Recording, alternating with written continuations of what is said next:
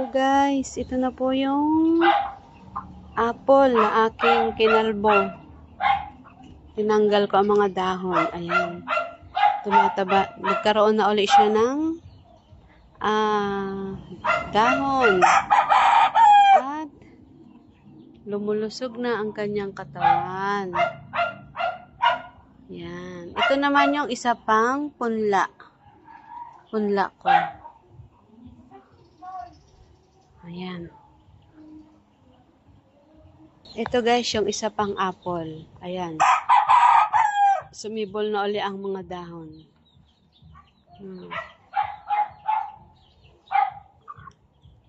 O, diba?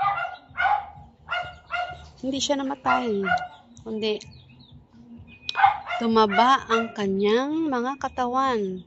Pag yan ay lumago uli yung kanyang mga dahon, kakat ko uli siya.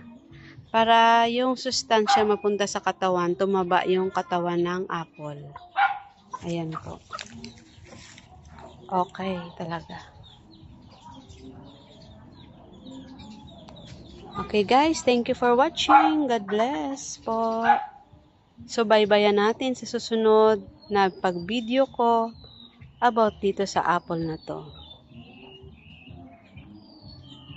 Thank you guys. God bless you all.